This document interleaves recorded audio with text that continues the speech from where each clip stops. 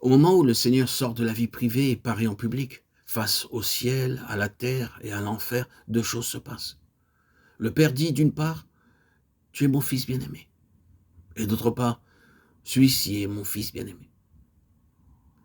Il attire l'attention des hommes sur celui qui l'approuve. Ces deux paroles sont l'aboutissement de 30 ans d'histoire secrète entre Dieu et lui. Ce n'est pas là une entrée officielle dans un ministère plus ou moins consacré par une sorte d'ordination divine. Il y avait longtemps qu'il vivait sous le regard de Dieu et marchait avec lui en secret. Si nous le voyons à l'âge de 12 ans faire cette remarque à ses parents, « Ne savez-vous pas qu'il faut que je m'occupe des affaires de mon père ?» C'est qu'il se rend compte, probablement, du ministère que l'avenir lui réserve.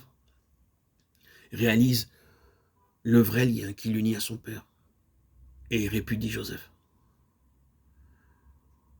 Comme jeune garçon déjà, il va se rendre compte de la vraie nature de ses relations avec le ciel. Vous représentez-vous le développement de ce jeune homme qui, pendant des années, vit dans l'attente d'un jour qui semble ne jamais poindre à l'horizon et qui est son seul but, le jour où il commencera enfin l'œuvre de sa vie. Et il faut qu'il accepte cette attente, cette inaction spirituelle, apparente au moins, ce délai qui semble faire obstacle à sa vraie vocation et retarde son entrée en lice. Et il faut qu'entre-temps, il continue à vivre et à plaire à Dieu, jusqu'au moment où il voit enfin se lever le jour tant attendu, et où il peut s'avancer en disant « Le temps est accompli ». Si sa vie pendant cette période préalable n'avait pas été agréable à son père en tout point, les cieux ne se seraient pas ouverts. Sa personnalité et son caractère se sont formés dans l'intimité de Dieu. Ses frères ne croyaient pas en lui, sa mère se taisait. Force lui était bien de garder le silence et de s'en remettre à Dieu. Il y a là un principe qui devrait être à la base de tout ministère. Quelle tragédie de prendre un jeune homme ou une jeune fille, de les envoyer pendant quelque temps sur les bancs d'une école biblique ou d'une faculté, puis de les jeter à l'eau et de les laisser se débattre sous la responsabilité énorme que représente l'œuvre de Dieu. Cet arrière-plan expérimental d'une histoire secrète avec Dieu, arrière-plan si indispensable au ministère, ils ne l'ont pas. Comment affronteront-ils les armées de Satan qu'ils vont avoir devant eux au grand complet? De deux choses l'une, ou bien ils seront écrasés, ou bien ils perdront leur idéal et descendront au niveau des compromis. Qu'on ne s'y trompe pas. Attendre, ce n'est pas perdre du temps. Dieu cherche à nous faire passer par les profondeurs. Il peut sembler que nous sommes victimes d'un ajournement sans utilité, mais nous aurons bientôt la réponse à nos pourquoi. Quelque chose est en train de se passer qui va faire de nous des ministres de la nouvelle alliance.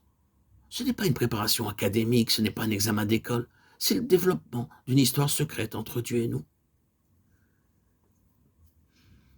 Paul reste plus d'une année dans l'église d'Antioche, mais son témoignage ne passe pas inaperçu. Il a appris de Dieu quel serait le travail de sa vie. Et il attend. Je me demande s'il a rongé son frein quelquefois. En tout cas, il reste en place et se fait en secret approuvé de Dieu.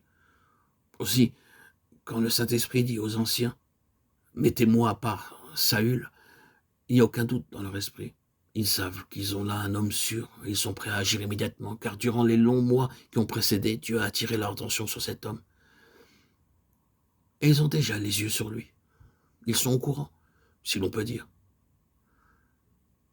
Quand l'heure de Dieu sonne, ils vont de l'avant, sans autre. Il leur impose les mains et les laisse partir. Ainsi donc, ce ministère n'a rien du ministère professionnel tel qu'il est organisé de nos jours. Il est le dénouement d'une histoire secrète entre l'homme et Dieu. Il lui faut cette préparation. Il ne peut être effectif que dans la mesure où son message a été forgé en secret, au feu de l'expérience et dans l'intimité de Dieu. Gardez-vous de secouer ce joug divin pour entrer plus tôt dans votre ministère. Le caractère de ce serviteur est maintenant formé. Dans son ministère, c'est Christ qui transparaît partout.